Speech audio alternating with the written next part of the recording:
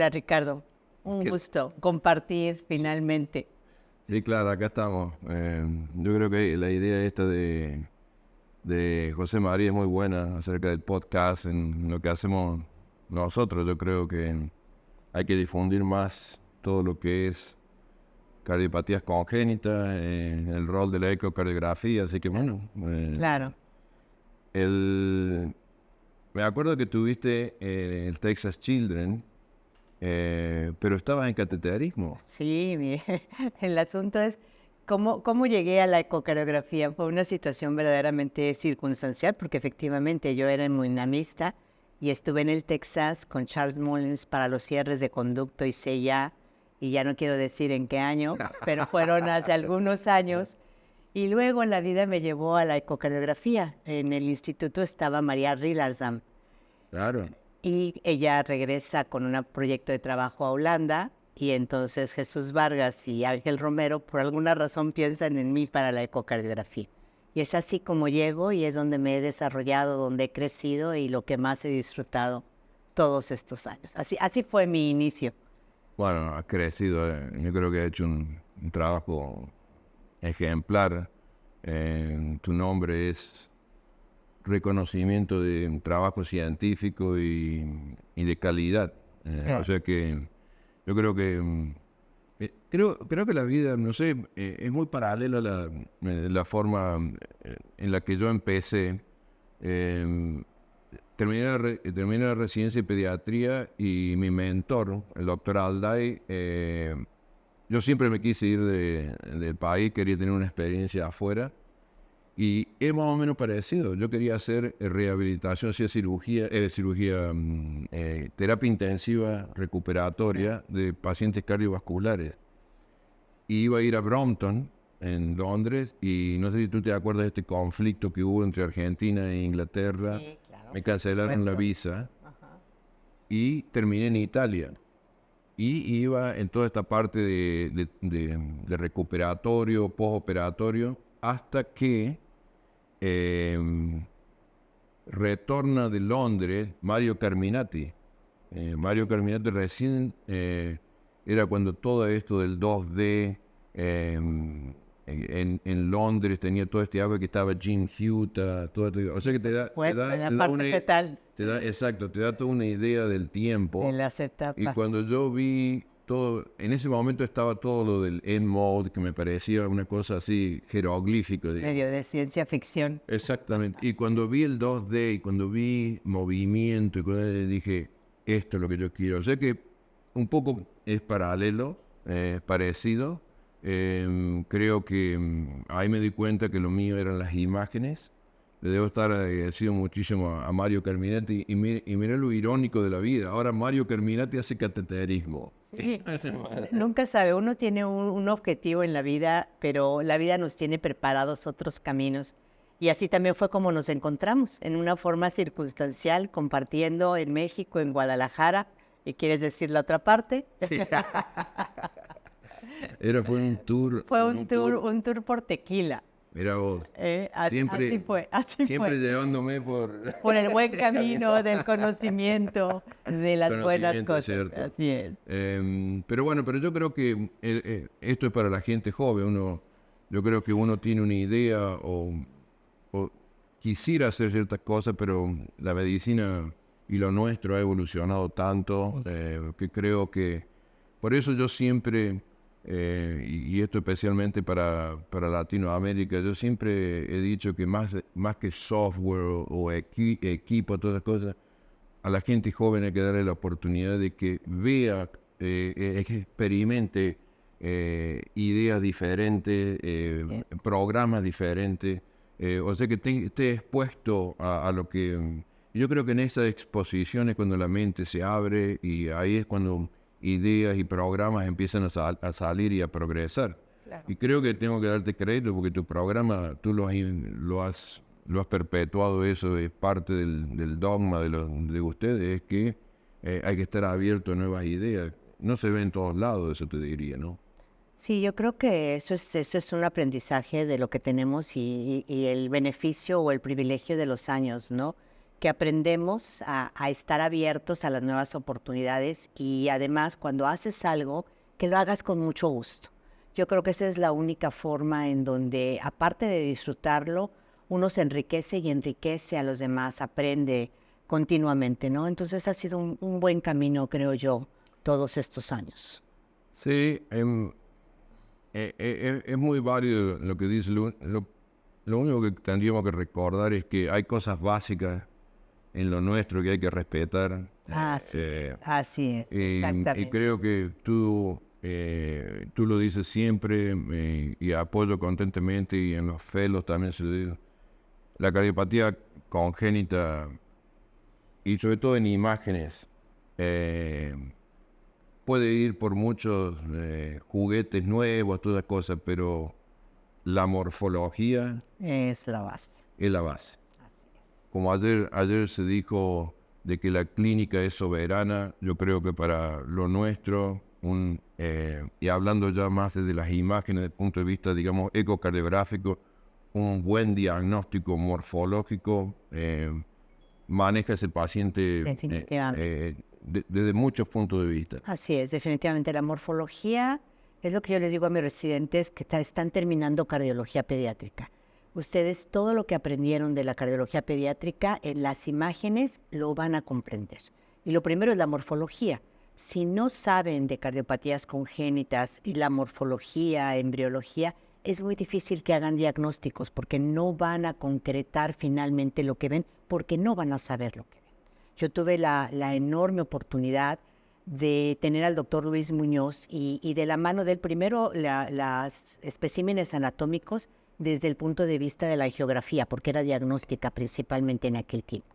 Y después lo que estamos haciendo era el ver los especímenes desde el punto de vista ecocardiográfico. Y eso te da una dimensión y una oportunidad para entender lo que hacemos desde cuando empezamos con el 2D y todo lo que ha evolucionado al 3D. No sé qué opinas de eso.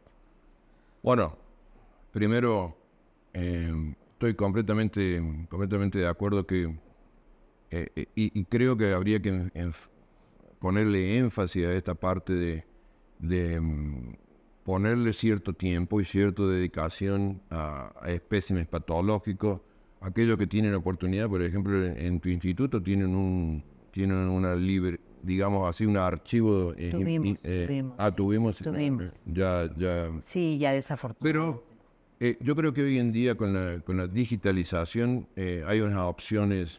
Tenés todos estos laboratorios digitales, inclusive tienen esos Los visores los visores para realidad digitales para virtual. realidad virtual, en donde se puede ver espécimen, se puede tocarlo.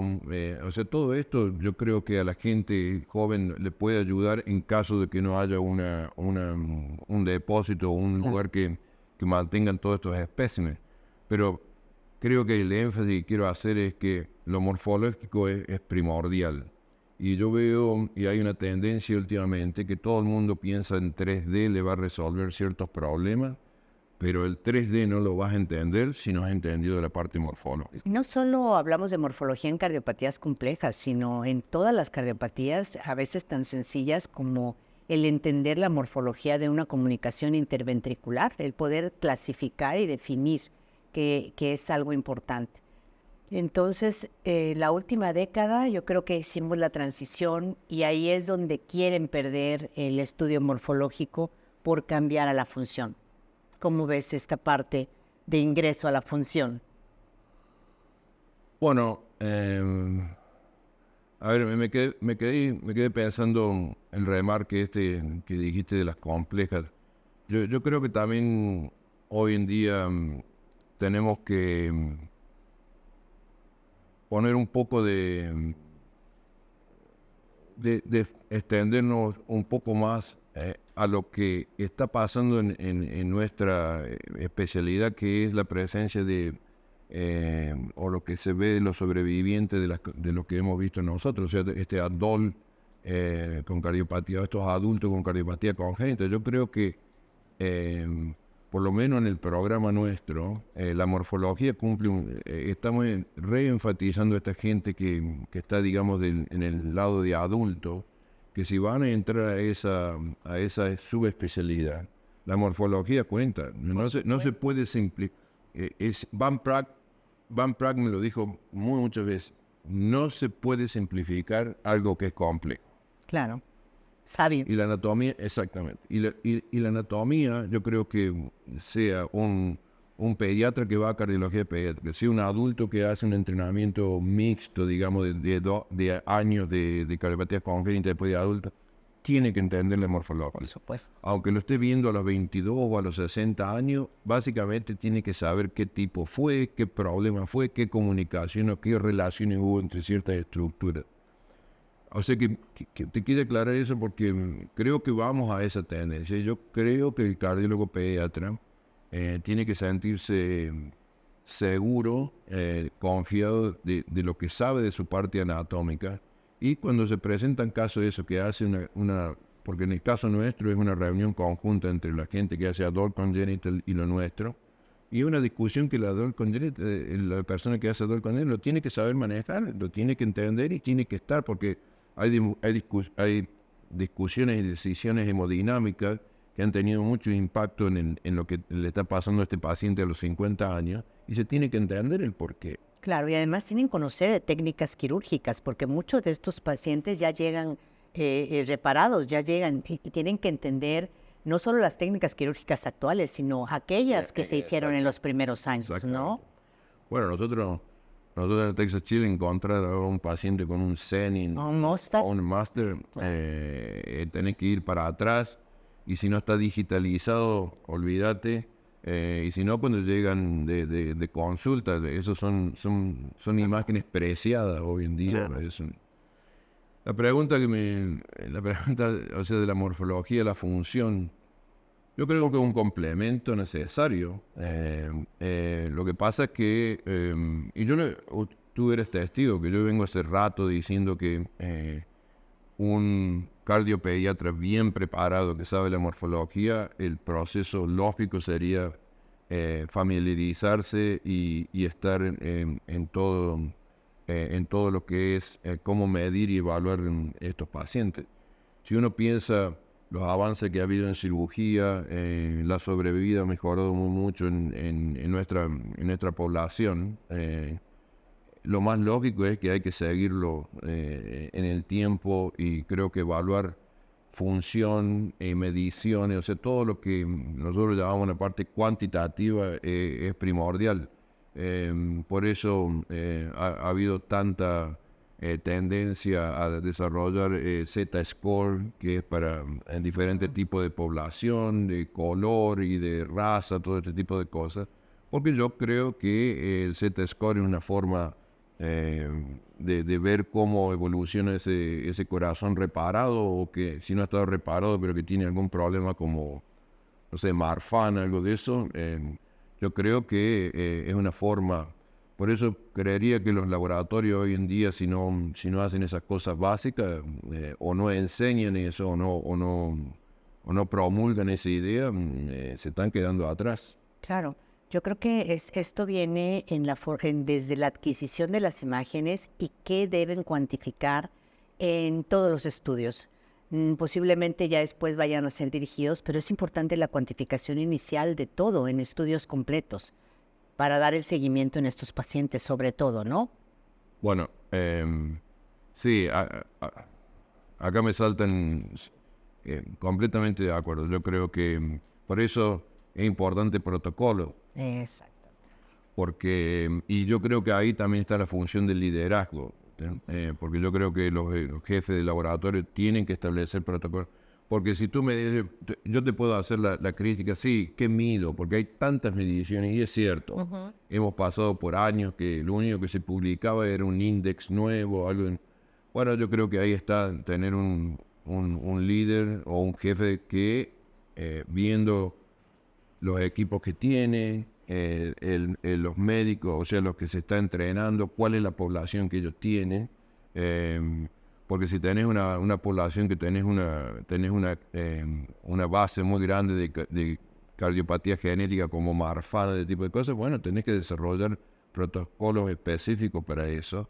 Si tenés un grupo que hace mucho cardio-oncología o pacientes oncológicos, tenés que desarrollar un programa muy bueno de qué vas a medir en función, qué vas a medir, o sea, todo lo que sabemos, pero eso conlleva a que tener el protocolo, seleccionar qué vas a medir, porque yo creo que la podés cansar muy mucho a la gente si le decís que va a ser un paciente que es normal, que te podría llevar, bueno, los nuestros en general llevan entre 30, 40 minutos, por 40 lo menos. minutos. Sí, los 30 son los que no tienen nada y Sí. se mueve rápido, pero en general siempre hay algo. 40 minutos y después tenés que hacer 10 o 15 minutos de mediciones, eso puede tener Por eso yo creo que hay que seleccionar qué es lo que se va a Pero medir. para investigación son finalmente los que vas a tener como grupo control, Sí, no. ¿no? No. Bueno, lo nuestro, todos nosotros tenemos un protocolo que medimos todo. Exacto. Lo aclaro eso, inclusive las coronarias. Nosotros Sí, lo sé, nosotros medimos coronarias.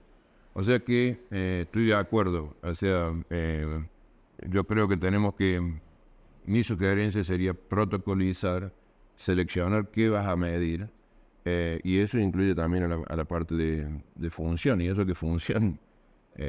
Ese es el otro tema, yo sé que es el tema que te gusta. La función y cómo la medimos ahora. Por ejemplo, el izquierdo. Porque, bueno, hemos avanzado desde la medición de la fracción de acortamiento con modo M a la biplanar y ahora todo lo nuevo que tenemos con la deformación miocárdica y lo que viene. Entonces, porque una cuestión es hacer nuestras mediciones, pero la preocupación van a ser lo que hemos hablado siempre, los puntos de corte. Puntos de corte y en cardiopatías, cómo utilizarlos o cómo interpretarlos. Y sobre todo ahora, y ahí va un poco la pregunta también del izquierdo, en cuanto a función diastólica. Bueno, bueno, diastólica, bueno, a ver, sí, yo hemos avanzado mucho, hay que hacer, y te digo que no es fácil. A ver, siempre lo he dicho, hay dos niveles. Yo, gracias a Dios, estoy en una institución académica y se establece el protocolo y se lo trata de mejorar en el tiempo, pero no todo el cardiopediatra, tú sabes que en Latinoamérica a la mañana es hospital público y a la tarde lo privado, y eso es también otra dualidad que es compleja. Por eso yo creo que hay que seleccionar, primero yo creo que de vuelta le pongo la responsabilidad a los jefes de laboratorio, es que primero tenés que ver y tendrías que hacer un control de calidad para ver cuál es la variabilidad en ciertos, porque si te vas a poner a medir algo que es muy complejo y tenés mucha variabilidad, no te conviene. Yo empezaría, por ejemplo, bueno, que todos midiéramos el M-MOD, 1 o 2 mediciones, pero tengamos muy poca variabilidad. Yo creo que fracción de eyección todavía tiene que estar ahí. Pero la fracción de eyección también puede haber variabilidad. Sí, Y lleva un periodo de aprendizaje, como miden uno, que no esté acortado la punta, y tú sabes cómo es eso, y yo creo que es parte de la enseñanza a la gente joven. Lo que hemos avanzado, que yo creo que en vez de confiar tanto en volúmenes hoy día, en cambio de volumen como en la fracción de eyección, ya estamos más yendo en detalle a un análisis del músculo de per se, y yo creo que también hay que integrarlo. Ahora, el strain tiene sus problemas potenciales, especialmente si se piensa que te va a resolver problemas. Yo creo que el strain es una ayuda, es parte del complemento clínico y la sospecha te puede ayudar a detectar componentes subclínicos, y yo creo que eso, pero tiene una fase de aprendizaje también, y hay que practicarlo y hay que saber qué es lo que hay que hacer y qué es lo que no hay que hacer, ¿no? Claro, yo creo que además vamos a la transición de tomar decisiones de tratamiento con los resultados que estamos obteniendo, ¿no? Dependiendo las patologías.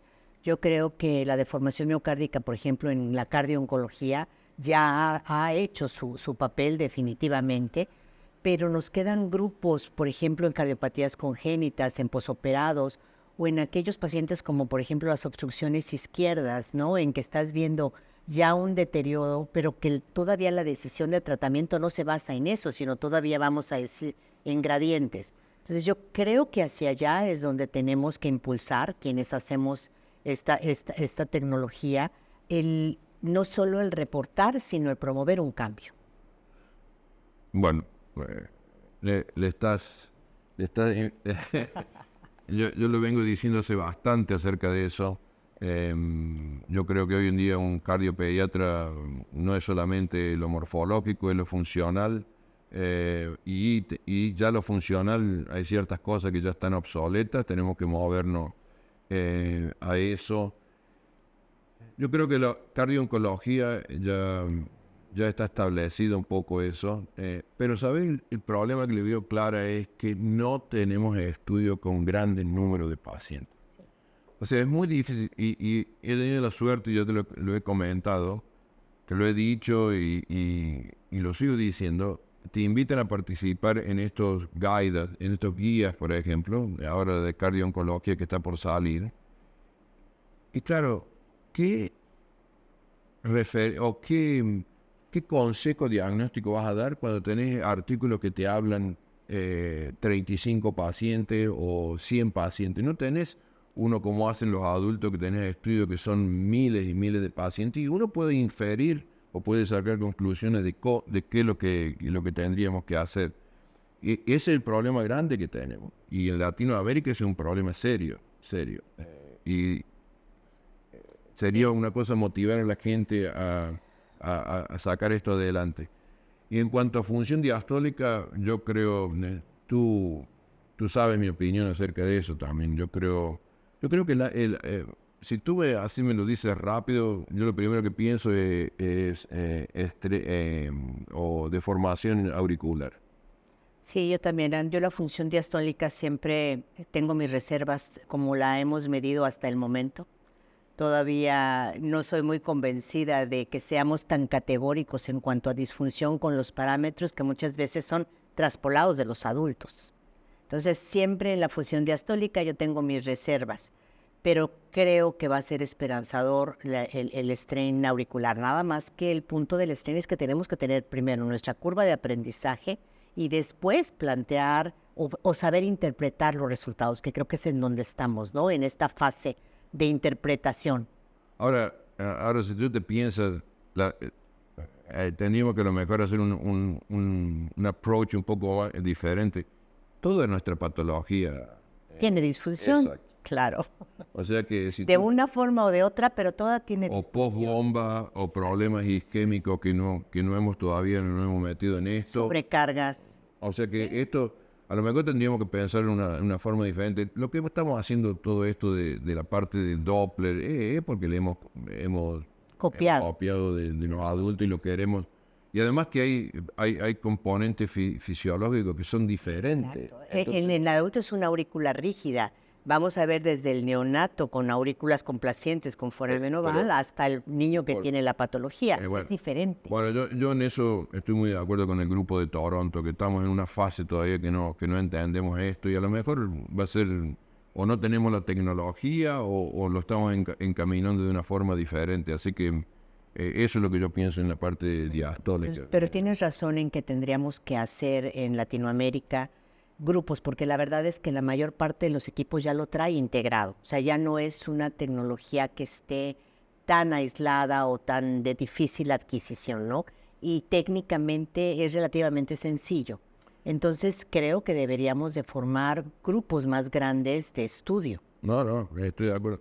El único problema que le veo a esto es que estas marcas comerciales siempre usan un algoritmo diferente. Eso que se le ha puesto presión a nivel de la europea y de la americana para que traten de compartir, pero son secretos comerciales, o sea que eso es muy difícil de obligar a ese tipo de cosas. Pero ahora hay compañías o software neutro que se llaman, ya sabemos, para sin dar nombre, hay uno muy conocido, uno alemán muy conocido, y que acepta cualquier tipo de imagen y bueno, a lo mejor tendríamos que empezar por ese lado, Claro. a verlo de esa forma. Y bueno, pues eso también nos lleva a los programas de formación. Programas de formación para ecocardiografía.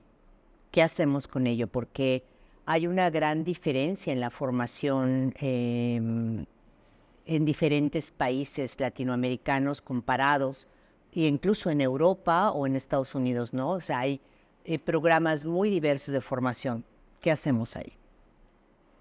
Bueno, yo creo, y yo lo he propuesto en nuestro servicio, si uno, yo creo que lo estamos mimando muy mucho en el caso nuestro el fellow. Ya hay fellows que llegan con cierto conocimiento. A ver, yo hago este planteo. Antes teníamos el teléfono, el clásico que tenías que rotar El disco. del disco. Hoy tenemos casi... Y eso es lo que ha pasado con Eco. Yo creo que hay ciertos diferentes niveles. Por ejemplo, tenemos M-Mode y tenemos 2D. Eso sería un componente básico. Eso podría ser el teléfono viejo, rotatorio, que tenías que marcar. Ajá. Después tenemos, hoy en día, y hoy lo hemos visto en nuestro caso, hoy en día cuando uno va a una sala de intervencionismo, tenés que saber 2D, tenés que saber Doppler, tenés que saber color, pero también tenés que saber 3D. Claro. Y el 3D no es el 3D que es offline, que tenés tiempo, es una cosa rápida. De toma de decisiones al momento. Una toma de decisiones y tenés que tener imágenes que puedan explicar. O sea que ya estaríamos, en vez del teléfono rotatorio, ya estamos con un celular un poquito más moderno, digamos, que tiene una cámara, digamos, nada más. Porque ahora tenés teléfonos que tienen 3 cámaras. Y si te quiero mover un poquito más adelante, ahora tenemos una presión muy grande que podría ser el teléfono de 3 cámaras. Tenemos una presión muy grande con lo que es inteligencia artificial. O sea que al fellow, mientras lo sigamos, o a la gente que estamos entrenando, lo sigamos mimando y diciéndole M-Mode y 2D, yo creo que tenemos que mover un poco los objetivos, tenemos que ser un poco más agresivos, en 6 meses tiene que saber esto, a fin de año tiene que empezar a manejar, y eso es lo que estamos tratando de proponer en nuestro programa, de que ya el primer año sea mucho más independiente. Ahora son independientes, pero son independientes en cosas básicas. Yo lo que propongo es que a fin de año ya tienen que empezar a tener más 3D, cuando empiezan el segundo año, a mitad del segundo año ya tienen que ser tienen que saber un montón de estas cosas, porque tú tienes 3D, tienes strain, tienes strain atrial, tienes un montón. No hemos hablado de myocardial work, Así es. que ese es el otro componente. O sea, yo creo que el aprendizaje o la enseñanza hay que verla a los tiempos actuales. Es que el cardiólogo pediatra tiene que tener una formación básica en donde pueda hacer diagnósticos, a lo mejor los cotidianos, los del día a día. Pero definitivamente para que se preparen de esta forma que estás hablando, se necesita por lo menos un año más de especialidad. Un año con un programa perfectamente establecido en donde tienen la base, pero de ahí tienen que avanzar a todas estas técnicas, a la ecocardiografía transesofágica, a la ecocardiografía fetal. Entonces sí necesitan por lo menos un año más de preparación. Bueno, en nuestro programa allá son 3 años más el año de especialidad. Si tú quieres hacer imágenes, en ese año es solamente imagen. Ahora en Latinoamérica es diferente, hay una complejidad, y estoy de acuerdo contigo que yo creo que en Latinoamérica hay regiones, y dentro de la región de por sí hay una variabilidad. Entre regiones hay variabilidad, y dentro de una región hay muchísima variabilidad.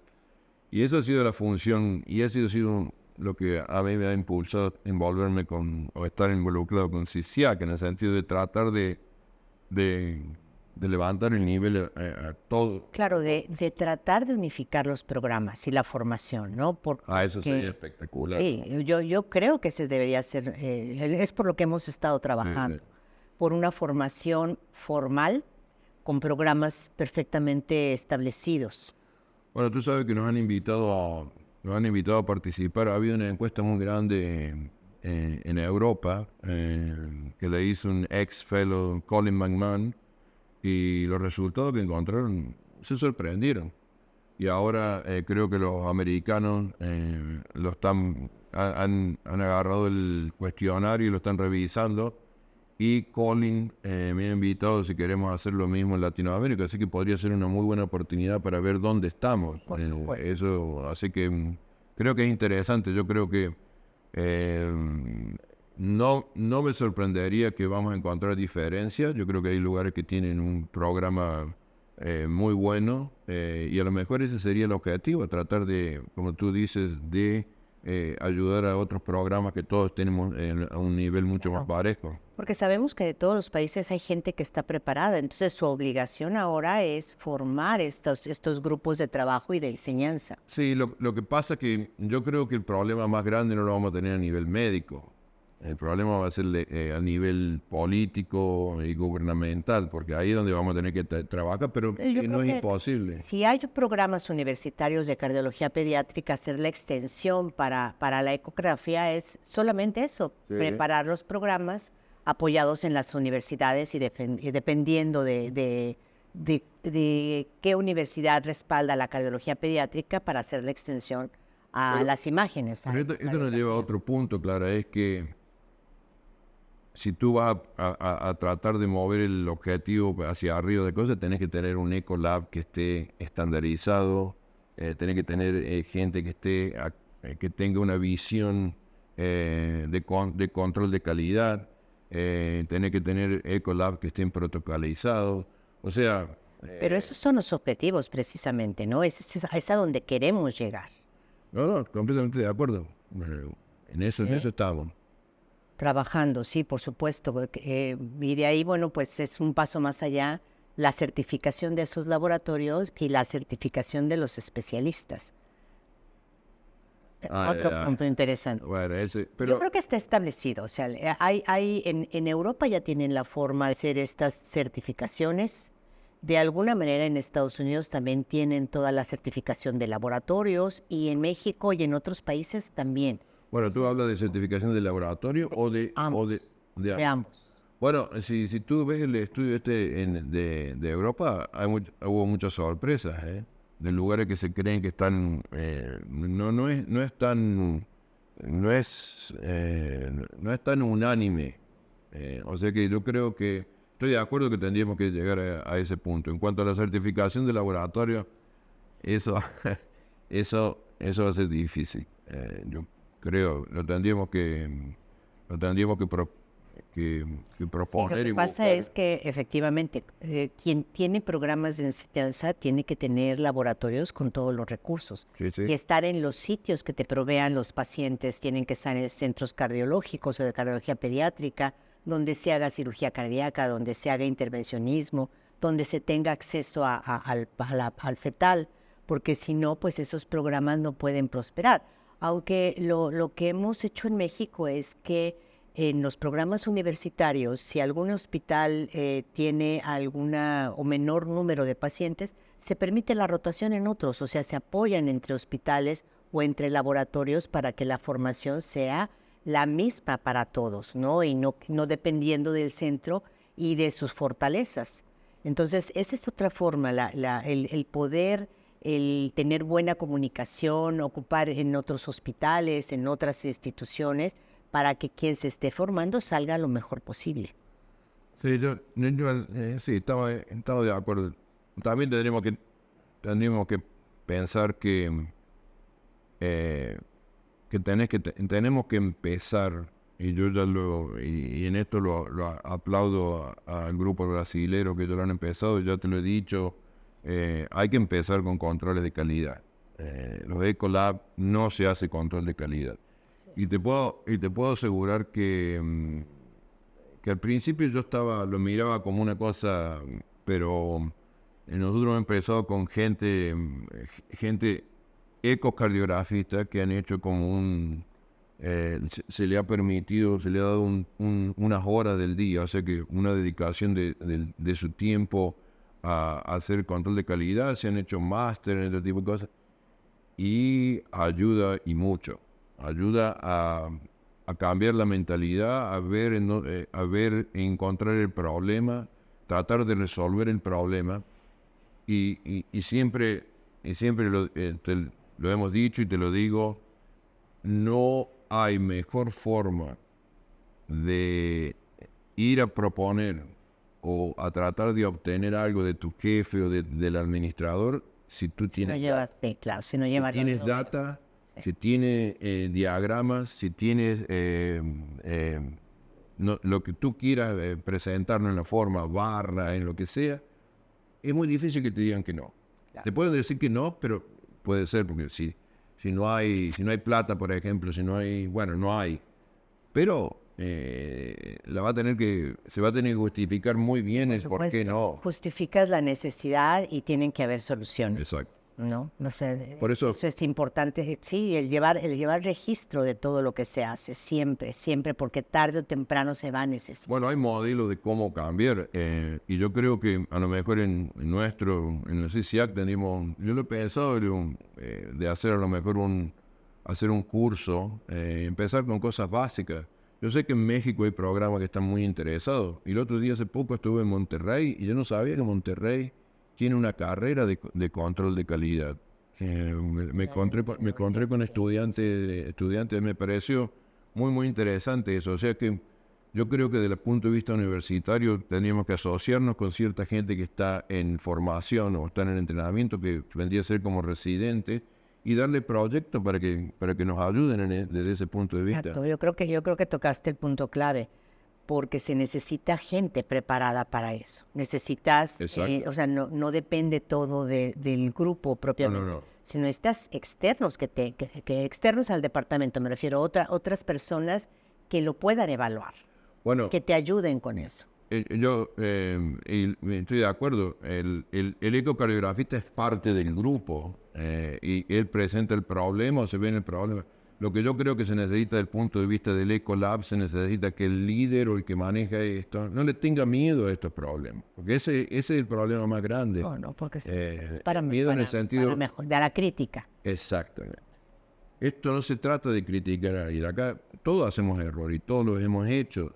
La cosa es, lo haces una vez y si se te pide que lo cambies, debe haber una razón, el por qué. Porque el impacto puede ser en un diagnóstico errado, se manda a cirugía a un paciente. O sea, hay muchas cosas, no solamente porque el concepto actual del control de calidad es comparar diagnóstico con cirugía o comparar con la sala de cateterismo. Y no se trata solamente de eso. Pues. Hay un montón de otras cosas alrededor. En cuánto tiempo se hace un reporte, cuánto tiempo tarda el paciente en pasar, sedación, si se hace. ¿No? O sea, hay muchísimos factores que se pueden analizar para que un Ecolab. Y yo creo que eso, integrado con la enseñanza del fellow, el fellow ya o el residente está estructurado como tiene que ser. Y después se va a la práctica privada o a la parte pública, bueno, va a tratar de hacer lo mismo y eso es la forma de levantar los problemas. Has tocado ese punto y es lo que viene a mi mente, la diversidad de los laboratorios. Ya deja entre países, en la misma ciudad donde tú Claro, por trabajas, supuesto. ¿no? Bueno. Entonces, desde el centro de formación que tiene la asistencia, enseñanza, investigación, hasta tu práctica, a lo mejor privada en un laboratorio o en tu consultorio. No. O sea, Bueno, por eso que la función nuestra yo creo que es tratar de elevar, unificar, y para eso estamos. O sea que eso claro, es importante. apoyar esos programas. Y estando de repente en tantos niveles y teniendo enfrente lo de la inteligencia artificial. Bueno, eso te lleva a otro problema que creo que es, y anoche no sé si escuchaste lo que dijo Piñero, este es el continente con más desigualdad. Desigualdad, absolutamente. Y acá te lleva a otro problema, que para inteligencia artificial tú tienes que tener digitalización. Que no tenemos Y si en la tienes mayor. digitalización, tienes que tener database y tenés que tener, no sé cómo decir, servers, tenés que tener servidores que almacenen terabytes de información. Y la pregunta, y este es un proyecto interesantísimo, ver cómo es el almacenamiento en Latinoamérica, porque por ahí, bueno, nos tocó en el libro, nos tocó en el de libro, que no hay quien almacene sus imágenes. nos tocó en el libro que gente... No hay archivos. No hay archivos, tenía un caso muy lindo y no lo puedo encontrar, o está en... Tomado en celular. O sea, esa es la realidad que tenemos yo creo que tenemos que pelear eso en el sentido, pero eso llega a ya se entra en otra complejidad que es de gobierno, de presupuestos, ese tipo de cosas, pero yo creo que ahí es donde se va a ver más afectado Latinoamérica, en el sentido de que la inteligencia artificial puede ser o que puede ayudar a grandes centros que han estado coleccionando información, que tienen una estructura. Por eso te digo que todo va de estructura, como dijimos de morfología, que tenés que tener una base para hacer el diagnóstico. Acá en el Ecolab tenés que tener una estructura, y la estructura empieza con control de calidad. Porque cuando empezás a encontrar los problemas, lo tratás de solucionar y aparecen solos. Y lo de inteligencia artificial, bueno, yo estoy en una fase observadora, porque el miedo mío, y lo he dicho en ciertas presentaciones, es que no se tome en cuenta el médico. Nosotros estamos en un programa bastante agresivo en el hospital, y cuando tú te reúnes con esta gente, estás en otro mundo. Ingenieros, mathematicians, PhD en esto, que lo único que te hablan es de algoritmos y de modelos. Y acá el miedo mío es que se trate de que todo sea para que sea más rápido. Para que se faciliten. Para que facilite más rápido. rápido. ¿Y el error? Bueno, lo que pasa es que inteligencia artificial no tiene sentido común. Al no tener sentido común... No detecta el error. Bueno, el problema del error, para nosotros el error que tenemos que pensar muy bien, es que el producto final es el paciente. Claro. Porque inteligencia artificial hoy en día se está usando, por ejemplo, para vender pasajes, que vos ves que todos los aviones están llenos, es porque, bueno, se han cambiado los vuelos. Pero ahí no hay vida-muerte. Uh-huh. Lo nuestro es un problema serio. O sea que por eso estoy en una fase de observación. Mi único miedo es que el médico no se lo escuche, no se le dé el input que se le tiene que dar, porque los médicos cuando nos proponemos algo lo obtenemos. Nos ponemos un objetivo y lo obtenemos. Pero acá hay que tener cuidado. Si se va a hacer el diagnóstico más rápido, qué sé yo, en ese tiempo libre, ¿para qué? ¿Para ver más pacientes, para generar más, o para dedicarlo al paciente per se?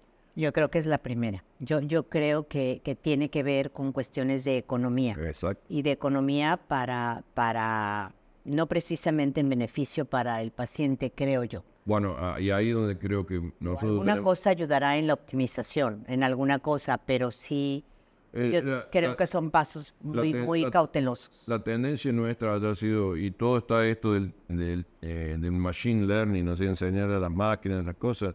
Allá, como tú sabes, allá hay técnicos y no se consiguen técnicos buenos, así que la industria hoy en día está tratando de resolver ese problema. O sea que estamos atacados por varios lados. Pero, por ejemplo, para nosotros, o sea, que somos, o en la institución donde estoy yo, que es una institución de enseñanza, en donde simple y sencillamente enseñas lo que hemos hablado, a medir, a observar. Entonces, todos esos procesos ya no los van a tener como enseñanza. Pero cuando salgan, muy probablemente no tengan en donde trabajar. Sí, bueno. ¿No? Eso yo recuerdo cosas a lo mejor tan simples como que las fórmulas de hemodinámicas las hacías a cálculo. Claro. Ahora dime quién calcula. Sí, no. ¿Sí? No. Está todo ya. A eso. Bueno, entonces, ¿qué va a pasar también en la enseñanza? Bueno, probablemente en unos años los que hagan el podcast en vez de nosotros, estamos en un momento de transición en todo esto. Y ellos lo verán de otra forma. pero estamos realmente en un momento de transición. Sí. Yo que he tenido la oportunidad de pasar del expediente físico al electrónico y a lo que hacemos de PAX y que veo los primeros reportes en hojas medias cartas, ahora que salen reportes con toda la cuantificación en el PAX, pues eso habla de la maravilla que hemos tenido en la evolución de la técnica. Como le digo a los residentes que no somos fijos, estamos continuamente moviéndonos, cómo llegó la morfología, la función, el ventrículo derecho, la ecocardiografía tridimensional, cómo la hemos vivido en los últimos años, cómo hemos hecho toda esta transición. Pero todavía tenemos mucho que ver adelante, ¿no? O sea, ¿qué viene? ¿Qué es lo que viene? Que esperemos que no sea de función. Impresión 3D, las sondas transesofágicas. ¿A qué vamos? Bueno, sonda transesofágica ya 3D, todo, no importa el tamaño. Yo creo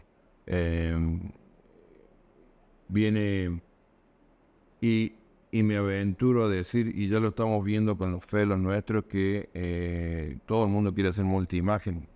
O sea, esto no va a ser solamente ecocardiografía. Los programas van a cambiar. Es una integración de todo esto, o sea que la multiimagen va a ser parte del entrenamiento.